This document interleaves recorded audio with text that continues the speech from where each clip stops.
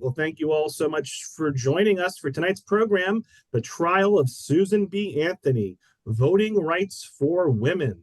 In 1873, Susan B. Anthony was indicted by a grand jury for, quote, knowingly, wrongfully, and unlawfully voting.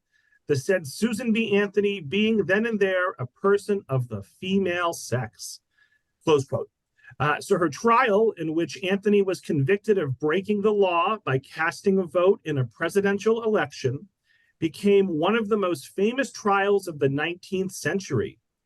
Far from defeating the fledgling movement for women's suffrage, the trial brought more publicity to the issue, largely due to Anthony's clever strategy of publishing the trial proceedings and then shrewdly using it for a PR campaign to rally women to the cause. And tonight's talk is led by the Honorable Dennis J. Curran, who's a retired Massachusetts Superior Court Justice, and he has taught law at Tufts University, Roger Williams University School of Law, and Brown University. And I again want to thank the Friends of the Library for sponsoring.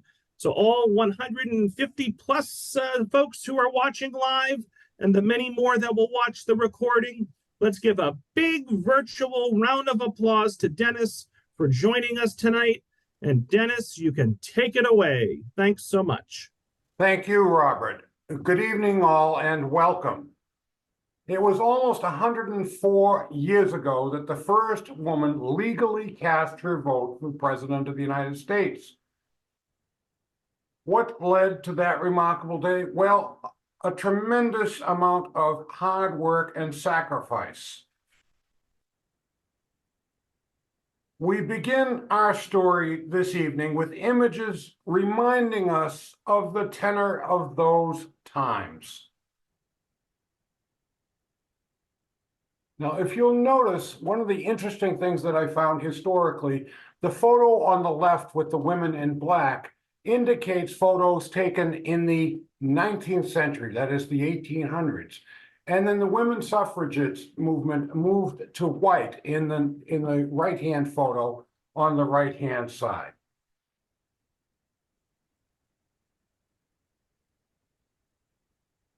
Suffragettes faced derision, as you'll see from these cartoons at the time.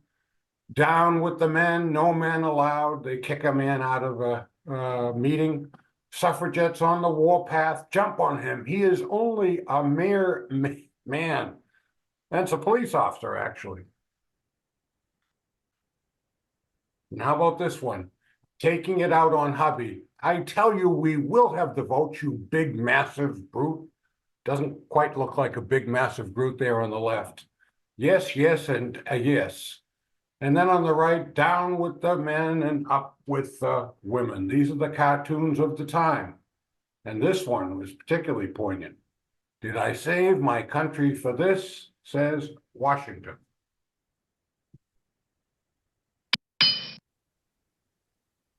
These are the altercations that women who were seeking the suffrage were suffered. In the end, the democratic process worked as it should, but it was a difficult and decades-long struggle.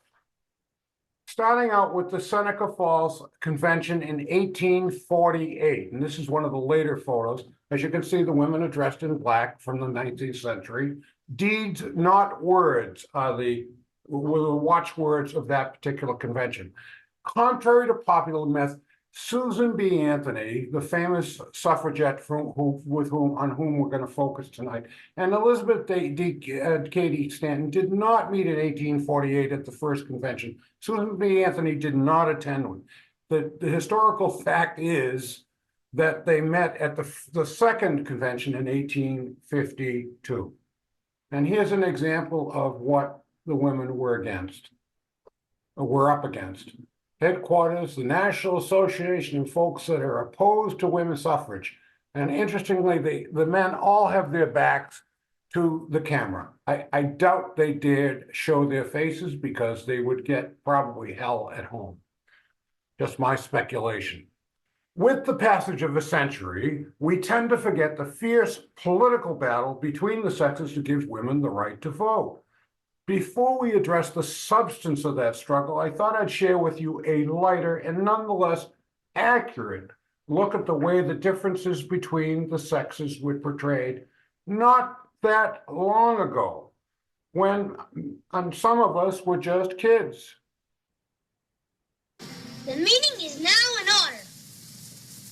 We all know that the McGillicuddy girls gave a party the other day, and not one of us was invited. Now, what do you say if we form a new club and call it the He-Men Woman Haters Club? Now, I think we ought to have a president. Now, the man we elect must be the worst woman hater of us all. So I nominate Alfalfa because he hates women.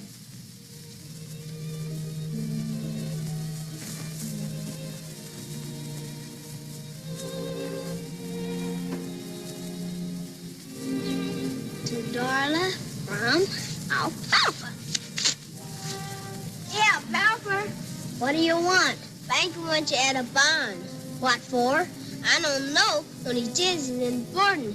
Ginny boarding. Yes. Oh, all right. Say, fellows, will you do me a favor? Yes. Take this note and give it to Darla. Understand? Mm-hmm. Mm-hmm. And keep it under your hat. Get me? Mm-hmm. Mm-hmm. Okay. Up there. Oh, door. Someone working this door.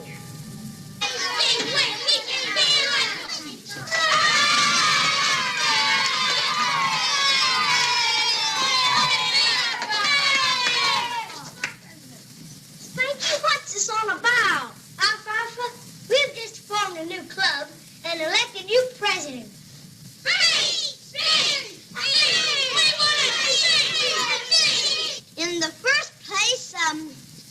In the first place, what shall I say? Tell them about the rules.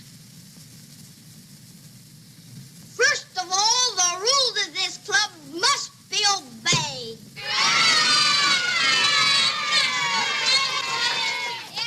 Spike, come here. I now elect you sergeant at arms and present you with official paddles. Thanks, pal. And any man who breaks the rules of this club shall get 5 swats from my pal.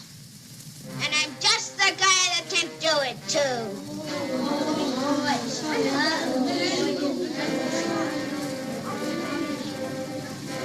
By the way, Spanky, what am I president of? Why, the He-Men Woman Haters Club.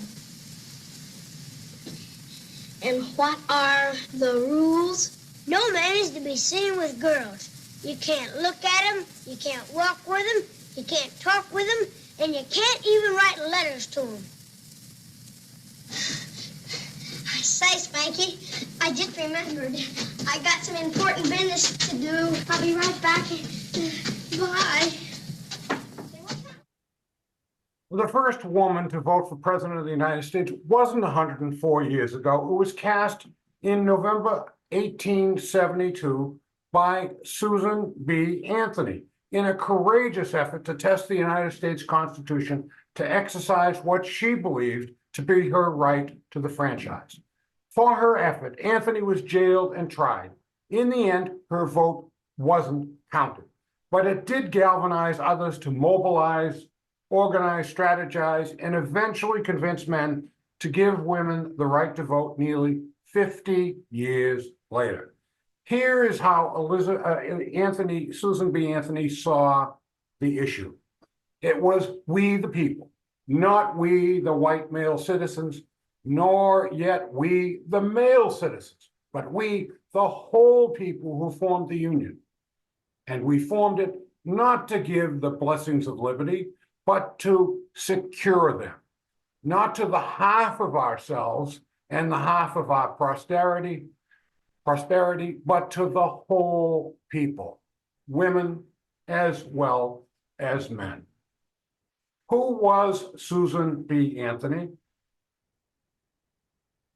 She was born actually in Massachusetts and became involved in social activism at the ripe age of 16, and later became a lifelong friend to Elizabeth Cady Stanton.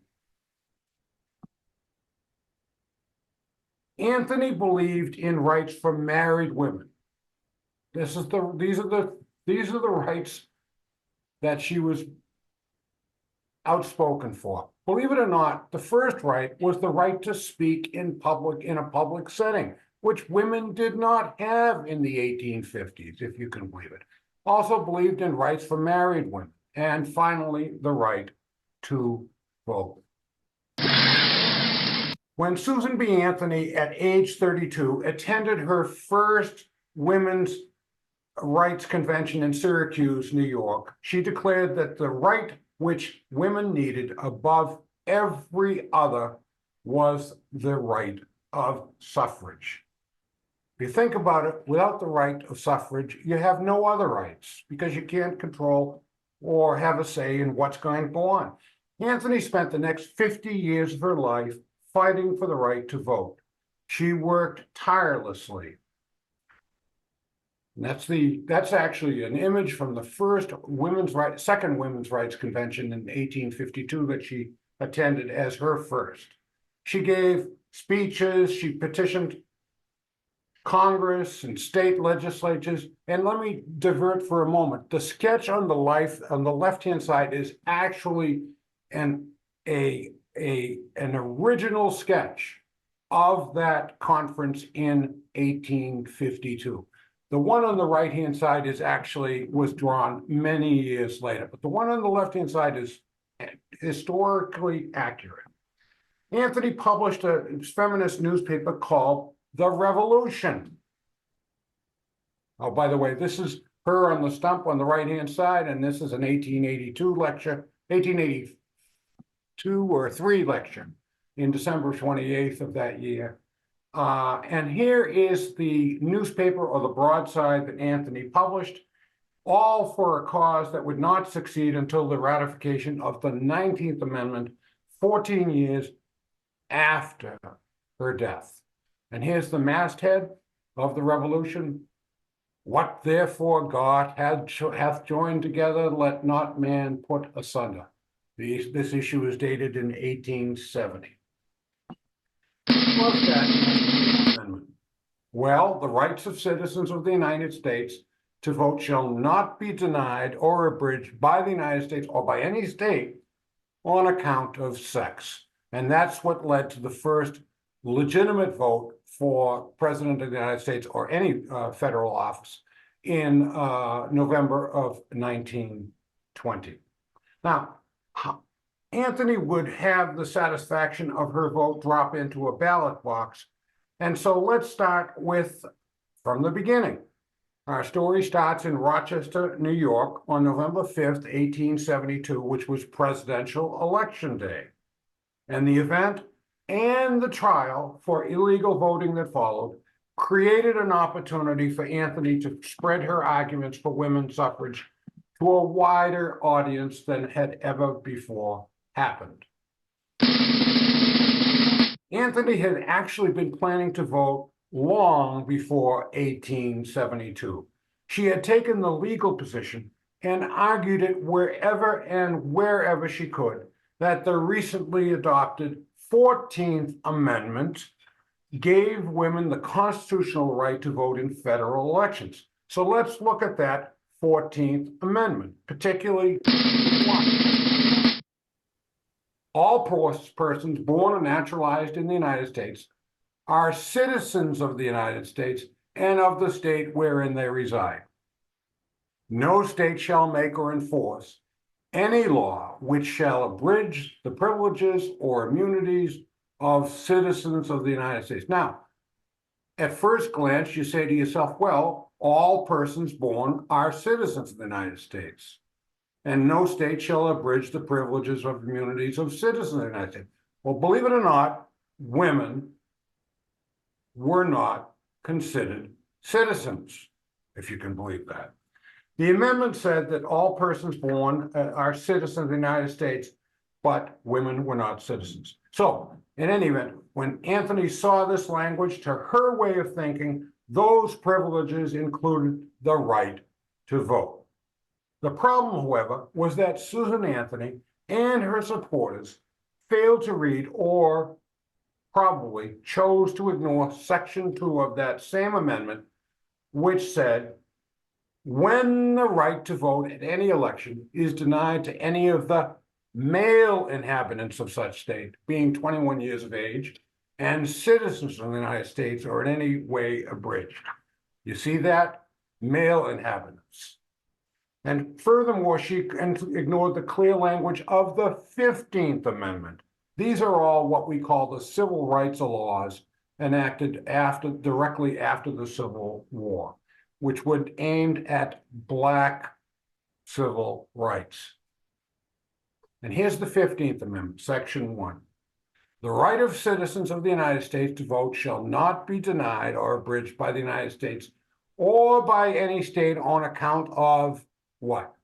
Race, color, or previous condition of servitude, meaning slavery. Now, what's missing among those words, race, color, or previous condition of servitude?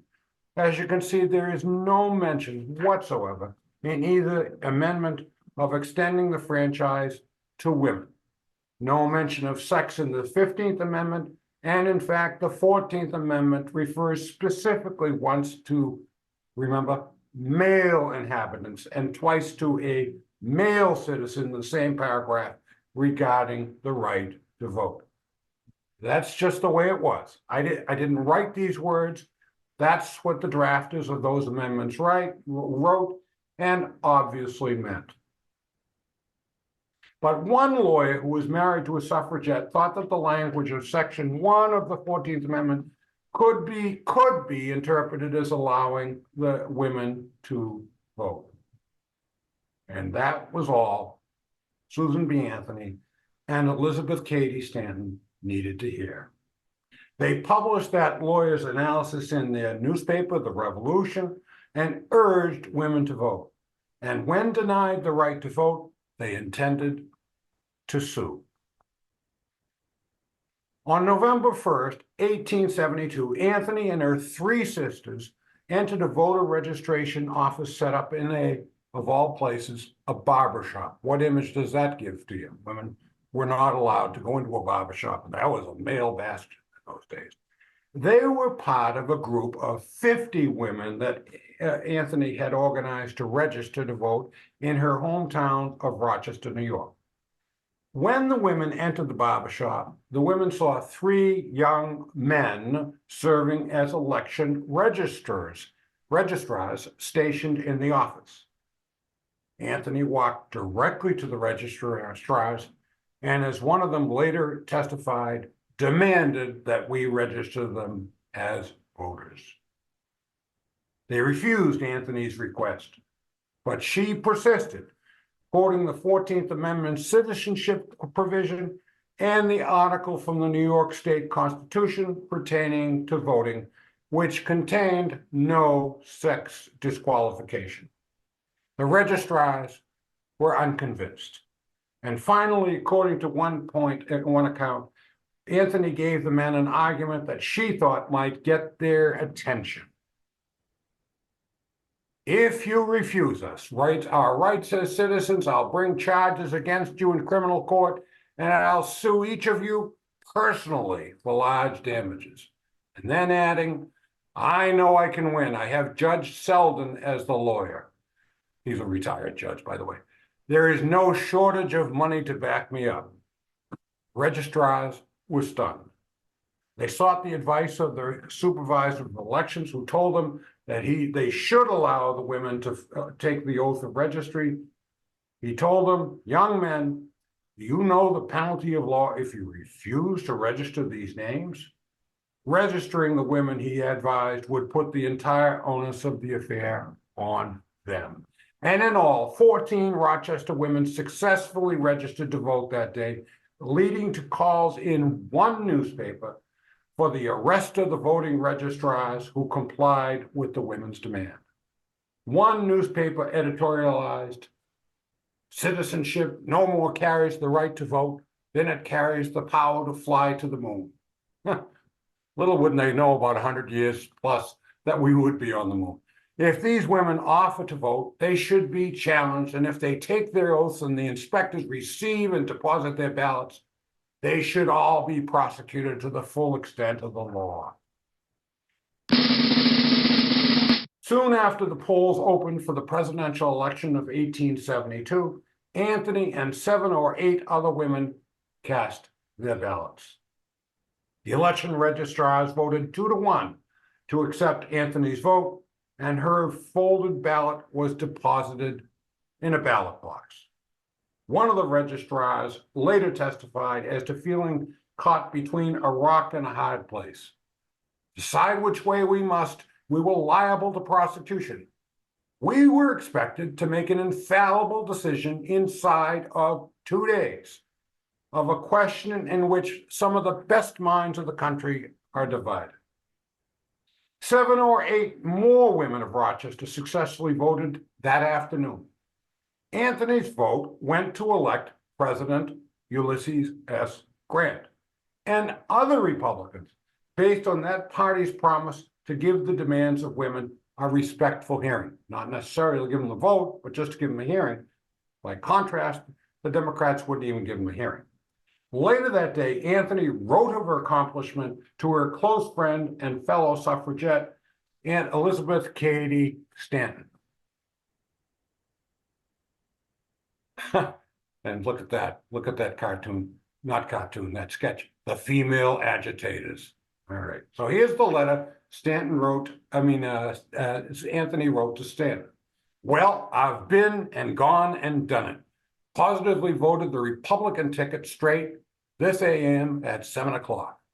The Democratic paper is out against us strong, and that scared the Dems on the registry board. How I wish you were there. All the suffrage women would work to this end of enforcing the existing Constitution, supremacy of national law over state law. What strides we might make this winter. So, all right, I hope you voted too. Affectionately, Susan B. Anthony." I actually think that Cady Stanton did not vote, whatever reason. In any event, a controversy ensued.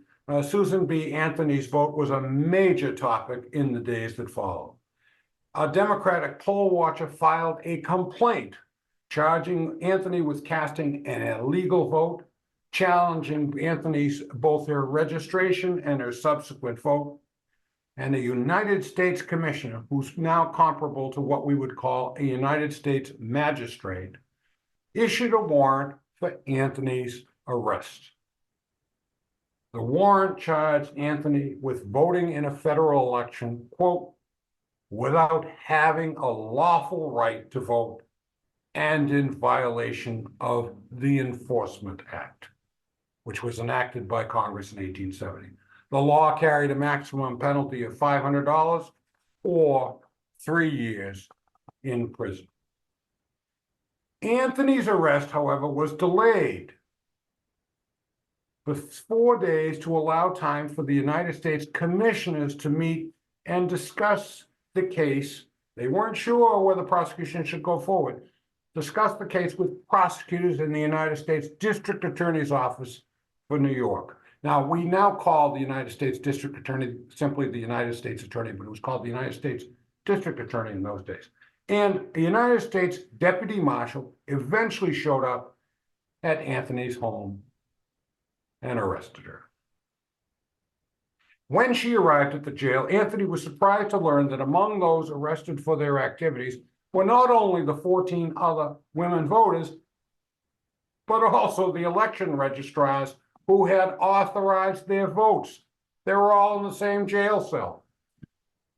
Anthony's lawyers refused to enter a plea at the time of her arrest, and the United States Commissioner scheduled a preliminary examination. Anthony was questioned at the hearing by one of her lawyers who tried to establish that Anthony believed in good faith that she had a legitimate right to vote and therefore had not violated the 1870 Enforcement Act, which prohibited only willful and knowing illegal votes. Anthony testified that she had sought legal advice from an attorney before she cast her vote, but also admitted that he told her, quote, he had not studied the question. Anthony was asked, do you have any doubt yourself of your right to vote? And she replied, not a particle. They postponed her case. Now, after listening to legal arguments, the commissioner concluded that Anthony probably had violated the law. When Anthony, alone among those charged with Election Day offenses, refused to pay her bail, she was ordered held in the custody of a deputy marshal until the grand jury had a chance to meet and consider issuing an indictment. Anthony saw the commissioner's decision as a ticket for her case to zoom up to the United States Supreme Court for review, and she began making plans with her lawyers to file for a petition for a writ of habeas corpus. And not surprisingly, Anthony was already out trying to make political hay, not out of the jail, but out there politically trying to make political hay out of her arrest. She sent off hundreds of papers concerning her arrest to suffragette friends and politicians. Anthony's attorney asked a United States District Court judge to issue a writ of habeas corpus ordering that Anthony be released. But the judge denied it. Instead, he raised her bail from $500 to $1,000. Anthony again refused to pay. Her own lawyer, though, decided to pay her a bill. And in doing so, he forfeited Anthony's chance to get her case before the United States Supreme Court. When she had heard what her male lawyer had done, she confronted him, demanding that he explain himself. She didn't want bail to be posted. The lawyer responded, I could not see a lady I respected put in jail. A disappointed Anthony still had a trial to face. A grand jury of 20 men returned an indictment against Anthony, charging her with knowingly, wrongfully, and unlawfully voting without having a lawful right to do so, the said Susan B. Anthony being then and there a person of the female sex.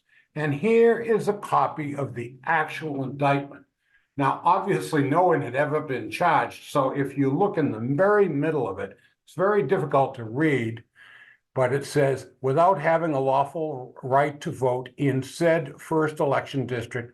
And then they had to add this in handwriting, it said Susan B. Anthony being then and there a person of female sex. Goodness gracious. And then they had to add as she, the said Susan B. Anthony, because no women had ever been charged. The trial was set. Anthony used the next 4 months before her trial to educate the citizens of Rochester and surrounding counties on the issue of women's suffrage. She took to the stump, speaking in town after town, repeatedly posing this question to the crowds. Is it a crime for a citizen of the United States to vote? I don't think you could actually size up and put the issue in a more poignant context than that simple sentence. How succinct and compelling. Anthony's exhausting lecture tour had taken to every one of the 29 districts in the New York counties. And to many in her audience, Anthony was the picture of, quote, sophisticated refinement and sincerity, end quote. The 52-year-old suffragette would look at her audience, ranging from a few dozen to over 100 persons, and begin, friends, and fellow citizens. I stand before you tonight under indictment for the alleged crime of having voted at the last presidential election without having a lawful right to vote.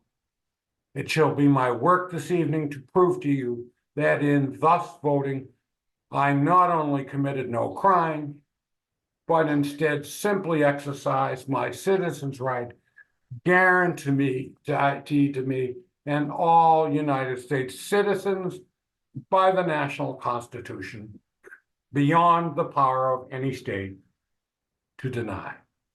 And in her speeches, she quoted the Declaration of Independence, the United States Constitution, the New York Constitution, James Madison, Thomas Paine, the United States Supreme Court, and several of the leading radical Republican senators of the day to support her contention that women had the legal right as citizens to vote.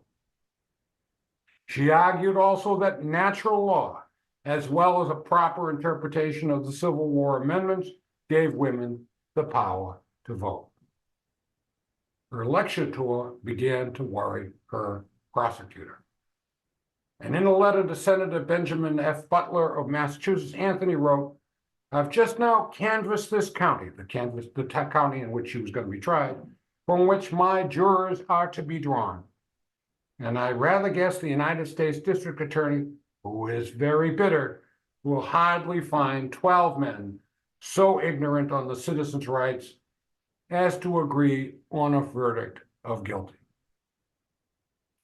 The prosecutor convinced the federal trial judge, who had recently, by the way, been appointed a justice to the United States Supreme Court, but was awaiting taking his oath of office.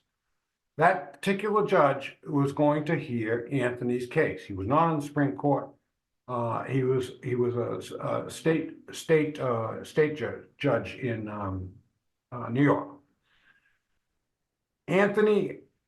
The position of the prosecutor was that Anthony had prejudiced for all the potential jurors of the county. And so the judge agreed to move the trial to another county and reschedule the trial. But Anthony responded to the judge's move by immediately launching another lecture tour in that new county, the one to which the case was removed. She spoke for 21 days in a row, and concluded her tour the very night before the trial in the town where the trial was to be held the next morning. Many observers were skeptical about the strength of Anthony's case. A New York Times editorial, for example, opined, "Miss Anthony is not in the remotest degree likely to gain her case, nor if it were ever so desirable that women should vote, would hers be a good case. When so important a change in our Constitution as she proposes is made, it'll be done openly and unmistakably, and not left to the subtle interpretation of a clause adopted for a wholly different purpose." And here is how one suffragette saw the trial. Susan B. Anthony is not on trial. The United States is on trial. At trial, the prosecutor made the following opening statement. We think, on the part of the government, there is no question that whatever her intentions may have been, whether they were good or otherwise, she didn't have the right to vote. And if she did vote without having a lawful right to vote, then there's no question but that she is guilty of violating a law of the United States. For her part, the defense argued that Anthony reasonably believed that she was entitled to vote, and therefore could not be found guilty of the crime of knowingly casting an illegal vote. To support her argument, Anthony's defense attorneys called himself as a witness and testified, quote, "Before the last election, Miss Anthony called upon me for advice upon the question of whether she was or was not a legal voter. I examined the question and gave her my opinion unhesitatingly that the laws and the Constitution of the United States authorized her to vote, as well as they authorized any man to vote. The defense attorney tried to call Anthony as a witness so that she might testify to her state of mind when she voted. The district attorney objected. Quote, she is not a competent witness on her own behalf. Now, you have to realize that in 1872, all the way up until the mid-1890s, no criminal defendant in the United States, listen to this, no criminal defendant in the United States had the right to testify in his or her own behalf in their own defense in a criminal trial. Let me repeat that. No criminal defendant had the right to testify in their own behalf at their own criminal case at trial. And let's talk about the denial of that right for a moment. For centuries in both England and America, parties to litigation in both criminal and civil cases were disqualified by law from testifying in their own behalf.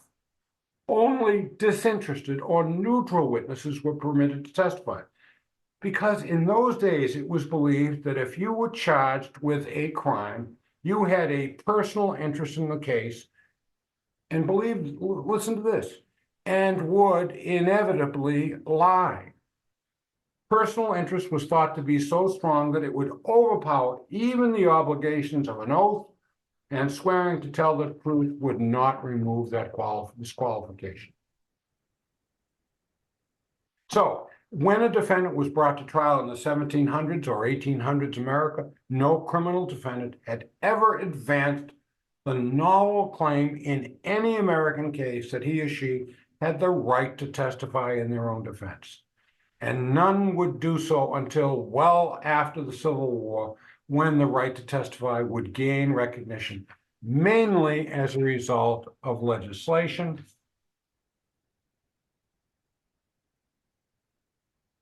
And the first state to do so, believe it or not, was the state of Maine.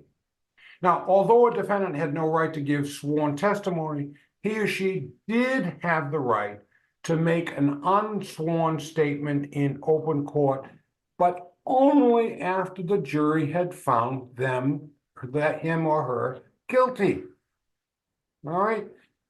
The only right to speak to the judge and the jury, if it concerns, was called the right of allocution, and has long been traditional in criminal prosecutions in both England and America, and was given, and the right to give it was only after the judge asked if he or she had anything to say before sentence was pronounced. The defendant could say his or her piece, and what he or she said was not subject to cross-examination. Now, returning to the Susan B. Anthony trial, the judge barred Susan B. Anthony from taking the witness stand. The defense attorney opened his 3-hour-long argument by Anthony by stressing 3 points. First, that she was being prosecuted solely because of her gender. And here's what he said in that regard. I thought it's kind of an interesting argument. If the same act had been done by her brother, under the same circumstances, the act not only would have been innocent, but honorable and laudable. But having been done by a woman, it is said to be a crime. The crime, therefore, consists not in the act done, but in the simple fact that the person doing it was a woman and not a man. I believe this is the first instance in which a woman has been arraigned in a criminal court merely on account of her sex. And it's true. Second, he argued that Anthony's vote was legal because of the recently enacted 14th Amendment, saying, by the 14th Amendment, let me get back to that. His argument was, by the 14th Amendment, the United States had not only declared what constitutes citizenship, both in the United States and the several states, but have absolutely prohibited those states from making or enforcing any law which shall abridge the privileges and immunities of citizens of the United States. By virtue of this provision, I insist that the act of Susan B. Anthony in voting was lawful. And finally, third, he insisted that even if the 14th Amendment didn't make Anthony's vote quote, legal, she could not be prosecuted because she had acted in the good faith belief that her vote was legal. The defense attorney argued in his closing argument for 2 hours. And right after he finished, the judge took a piece of paper from his pocket that he had already written. Trial had just concluded seconds before, and he began reading his decision. Quote, the 14th Amendment gives no right to women, to a woman to vote, and the voting by Miss Anthony was in violation of the law. The judge rejected Anthony's argument that she had acted in good faith, saying, assuming that Miss Anthony believes she had a right to vote, the fact constitutes no defense. If in truth she didn't have the right, she voluntarily gave a right which was illegal and thus subject to the penalty of the law. And the judge then surprised Anthony and her attorney by directing a verdict of guilt. Upon this evidence, the judge said, I suppose there is no question for the jury. So the jury didn't even get a chance to decide the case, and that the jury should be directed or ordered to find a verdict of guilty. He essentially took the case away from the jury, which was a highly unusual development. In fact, in 40 plus whatever years of practicing law, I don't know, many years, I have never even heard of such a thing. And in her diary that night, Anthony angrily described the trial as the, quote, greatest judicial outrage history has ever recorded.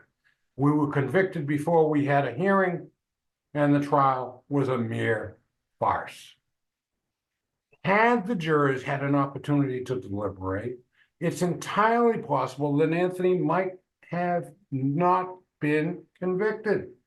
A newspaper quoted one juror as saying, could I have spoken, I should have answered not guilty, and the men in the jury box would have sustained me.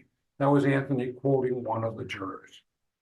The next day, Anthony's defense attorney argued for a new trial on the ground that her constitutional right to a trial by jury had been violated. The judge promptly denied the motion. Before sentencing, the judge asked Susan B. Anthony, has the prisoner anything to say why sentence should not be pronounced? And that resulted in this colloquy, which we'll hear in just a moment with a few introductory words from this great video, I think. Women had long been denied the right to vote, even after helping to win voting rights for blacks with the passage of the 15th Amendment. In November 1872, Susan B. Anthony was one of 14 women who defied the law to cast a ballot in the presidential election. Anthony was arrested for, quote, knowingly voting without having a lawful right to vote, unquote, and was found guilty. Has the prisoner anything to say why sentence shall not be pronounced? Yes, Your Honor, I have many things to say. Your denial of my citizens' right to vote is the denial of my right of consent as one of the governed, the denial of my right of representation as one of the taxed, the denial of my right to a trial by a jury of my peers as an offender against law. Therefore, the denial of my sacred right to life, liberty, property. The court cannot allow the prisoner to go on. But Your Honor will not deny me this one and only poor privilege of protest against this high-handed outrage upon my citizens' rights. The sentence of the court is that you pay a fine of $100 and the costs of the prosecution. May it please Your Honor, I will never pay $1 of your unjust penalty. All the stock in trade I possess is a debt of $10,000 incurred by publishing my paper, The Revolution, the sole object of which was to educate all women to do precisely as I have done. Rebel against your man-made, unjust, unconstitutional forms of law, which tax, fine, imprison, and hang women while denying them the right of representation in the government. and I will work on with might and main to pay every dollar of that honest debt, but not a penny shall go to this unjust claim, and I shall earnestly and persistently continue to urge all women to the practical recognition of the old revolutionary maxim, resistance to tyranny is obedience to God. Well, Anthony thundered that the judge had trampled underfoot every vital principle of our government. My natural rights, my civil rights, my political rights, my judicial rights are all alike ignored. And the judge, in a move calculated to preclude any appeal to a higher court, ended the trial by announcing, "Madam, the court will not order you committed until the fine is paid." True to her word, Anthony never paid a penny of her fine. Her petition to Congress to remit the fine was never acted upon, but then again, the government really never made a serious effort to collect. Anthony tried to turn her trial and the conviction into political gains for the women's suffrage movement. She ordered 3,000 copies of the trial proceedings printed and distributed, and she sent them all to political activists, politicians, and libraries. And in the eyes of some, the trial had elevated Anthony to the status of martyr, while for others, the effect diminished her status to that of a common criminal. Many in the press saw Susan B. Anthony as the ultimate victor. As one New York newspaper, not the Times, observed, "If it is a mere question of who got the best of it, Miss Anthony is still ahead. She has voted, and the American Constitution has survived the shock." Fining her on $100 doesn't rule out the fact that women voted and then went home, and the world went on as before. Later in life, legal commentators said the trial was the greatest judicial outrage history has ever recorded. And what is the significance of this trial? Well, it contributed 3 ways to advance the principle of women's suffrage on social, legal, and constitutional grounds. The press coverage was enormous. There was a backlash against the trial judge for taking the case away from the jury and ordering the entry of a guilty verdict. And constitutionally, it obviously led to the ultimate adoption of the 19th Amendment. Our history in Massachusetts on this issue is not so commendable. In 1915, the issue of women's suffrage was on the ballot as a referendum to amend the state constitution. Now, this is before the federal 19th Amendment was enacted. Now, this is in Massachusetts. Let me repeat that. There was a referendum question in 1915 on the ballot to amend the state constitution to allow for women to vote. It failed miserably. And here are the election votes results. By the way, these are 2 campaign posters. "Show your faith in the women of Massachusetts. Vote yes on the amendment enabling women to vote." And then the no side, "The home-loving women do not want the ballot." Yeah, I wonder who drafted that. "Vote no on the amendment." All right, so here a yes vote would support the state constitutional amendment to provide women the right to vote. A no vote was to oppose the state constitutional amendment. And these are the vote results. Only 35% supported the women's suffrage in Massachusetts. Almost 65% voted against it. So, how do we honor the 50 years of sacrifice and tremendous legacy left by Susan B. Anthony? Well, it kind of reminds me of those T-shirts that kids get when their parents go for a vacation. And my parents went to Bermuda, and all I got was this T-shirt. Well, this is how they honor Susan B. Anthony. with a coin, reminding me my parents went to New York and all I got was this lousy t-shirt.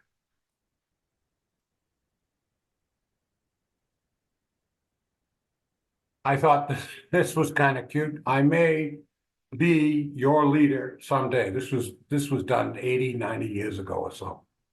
And boy, it's proven true. And I also want to point out something that was done in 1835, written by Abraham Lincoln, who said, "I go for all sharing the privileges of government, who assist in bearing its burden, by no means excluding women." And finally, these are two excellent books on the trial of Susan B. Anthony. I also thank you as the audience members. And if you just need to email me, it's my email address on the upper left-hand corner. And then finally, I want to thank our folks at the library, and particularly Robert Hayes, and a special thank you, please, to the Friends of the Tewksbury Public Library who sponsored this evening's presentation. Thank you very much. So folks, let's give Dennis a big virtual round of applause for a great presentation. I think my library might start looking like that photo you showed in about a month or so. So looking forward to that scene. So folks, we have at least 10 minutes or so for questions. If you have any questions, please get them into the Q&A. If you have any comments, please get those into the chat. Teresa says, "Thank you for such a fantastic presentation. Susan B. Anthony was beyond brave." Patricia says, "Thank you," as does Judy. Another Patricia says she loved this trial program. The presenter was awesome. Judy says, "A great program." And they've heard you, Dennis, at WWLL. I'm not sure what that stands for. Wellesley Weston Lifetime Learning Program. Oh, there you go. Barbara asks, "Do you know about voting rights for women in Europe? How did those come about? How does that compare to the U.S.?" I did research on this quite some time ago. I think they actually lagged behind the United States, with the possible exception of some of the Scandinavian countries, which were far more advanced in rights for women and still are to this day. The first female democratically elected head of state was of all places, in Iceland. Bonnie says, "Well done." Let's see. Larry wants to know, do you happen to know who the first female was that was allowed to practice law? No, but I'm open to suggestion. If you know, I'd be delighted to have. Oh, here we go. We have somebody coming in. I think it says Switzerland was the first one, and somebody had written it in onto chat. Do you see it? Yeah, it looks like Switzerland gave, I think Switzerland only gave women the right to vote in mid-20th century. Yeah, that sounds about right. Yeah. And then I think Arabella Mansfield, 1869, first female lawyer in the U.S. admitted to the bar? Question mark. That seems to be my initial quick and dirty search results here. Oh, good. Thank you, bro. Okay, yeah. Let's see, anonymous attendees. So did states have laws that specifically prohibited women from voting prior to the amendment to the Constitution? No, they didn't, but they didn't even say anything about women because they did not consider them citizens. They mirrored the federal Constitution. Although let's see, I do, excuse me, with one exception, excuse me. I wonder if any of you in the audience can guess which state all the other states were the same. Almost all the other states were the same. Which state first gave women the right to vote in its state elections, not federal elections, but state elections? Which state? Does anybody know? I'll tell you. Wyoming. I think the theory being that if you can you can haul water and graze cattle and do all the things that a farm person requires, I think you deserve the right to vote. That's my settlers a very preliminary perspective on that. But Yeah, a few people, Dennis, in the chat guessed correctly. Yeah. Oh, they did. Great. Yep. It's terrific. So Eileen asks, to clarify, the trial judge was waiting to take the oath as a justice of the Supreme Court after telling the jury what to do. Yeah. Can you believe it? It's just unfathomable to me. Never heard of it. I mean, and he went through to become a justice on the United States Supreme Court. An anonymous attendee asks, so women weren't considered citizens at all when this happened? Correct. Or just for the purposes of voting? At all. They didn't have any, no, they were not considered citizens. They had no rights. It was the husbands, all their rights reposed in their husbands. Catherine wants to know, did Susan remain friends with all of her suffrage friends? I don't know. I would hope. Well, she was extremely popular up until the time. I mean, she devoted her entire life, never married, never had a family, unlike Elizabeth Cady Stanton. So this was her life. I actually have some photos of her home office in the Rochester area in New York, and I didn't bring them up. But her office is, I've got to get out there because it's kind of cool. It's preserved as if she had just left her desk. The writing implement is on the desk and so forth. Quite a place. Yeah. So if you can bottom line it here for us, Jackie wants to know, what did finally win women the right to vote? I think a lot of women whispered in their husbands' ears because it was men who gave them the right to, I mean, who were the only ones who could grant it to them. And I think, and don't forget, we were entering into a somewhat progressive age, you know, for the times in the late 1910s, 1915, 1918, 1919. Sharon asks, is the phrase directed verdict related to what happened to Anthony back in the day? It's exactly what happened. That's exactly what happened. It was a directed verdict.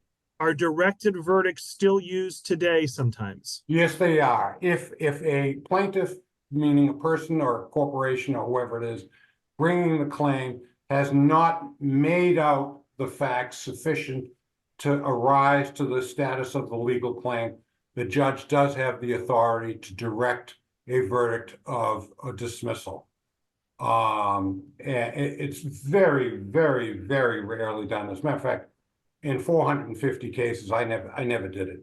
Just never did it. An anonymous attendee asks, why did Susan B. Anthony refer to herself as a citizen during the trial? Because she thought in good faith that she only had to read Section 1 of the 14th Amendment. And a logical and common sense and 20th century version of that same argument is that she was perfectly reasonable in that. The problem is she didn't or chose not to read Section 2, which referred to the citizens as being male inhabitants. And she certainly didn't read or care to read the 15th Amendment, which granted the right to vote to blacks, but didn't mention women at all. This is sort of a minor question, Dennis, but do you know who the actress was who was playing the part of Anthony? Oh, I did know that. I did know that, and I've forgotten. Darn it. Yeah, that's okay. I'm so sorry. You might have showed it, but the attendee couldn't read the name, so it's okay. We'll circle back on that. The male, as you may know, is Josh Brolin. Jim Brolin, married to Barbara Streisand's son. All right, so we're going to start to wind down. Callan in the chat notes that Wyoming's nickname is the equality state because of giving women the right to vote. There you go. Let's see. Jackie, very interested in this directed verdict thing here, wants to know, how is a directed verdict different from a verdict being set aside? It's just, it's the same, it has the same effect, except that one occurs before the trial is over, meaning directed verdict is direct before the jury even gets the case, and the other is setting aside the verdict after the jury has announced its decision. So it's just a matter of timing, but the effect is the same. All right. Last comment is going to Cindy. You know, and he gets beat up sometimes in our Q&As and in our chats. So we'll end on this. Cindy asks, any guesses on who gave an executive grant of clemency, a full pardon, posthumously to Susan B. Anthony for the conviction stemming from the only vote she ever cast in an election? I knew that question. Oh, if I was on Trivial Pursuit, oh, I do know the answer, but I've forgotten it. That's okay. Cindy. Well, so according to Cindy, it was President Donald J. Trump. That's right. That's right. That's right. I do remember that. Yeah, it was recent too. Yeah, obviously it was recent. That's right. Yeah, yeah. So I think we've pretty much gone through every question or comment, at least the ones that I think I understand.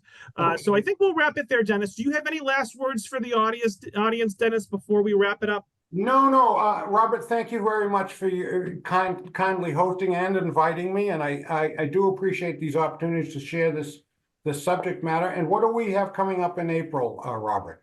Nuremberg trials. What we have. We have the Nuremberg trials in April. Very good. So and that is an example, as you'll find, of the worst cross-examination ever conducted in human history. All right. Well, so bad at the Nuremberg trials that they use it as the basis of a course in many law schools. Okay, well, we'll have to keep an eye out for that one. So information about that one will be in the email you all receive tomorrow, as well as the recording and a feedback survey. And then in May, Dennis, we're doing the Mississippi burning trials. Burning trials. Yeah, right. Yeah. And so anyway, we got a few more coming up. So keep an eye out for those, everyone. Thank you to the Friends of the Library. Thank you for our partnering libraries who help spread the word. And most of all, thank you to Dennis. Great job, Dennis, as always. And we'll see you back in about a month. Very good. Thank you, Robert. Right. Good night, Have all. a good night. Yep. Bye-bye.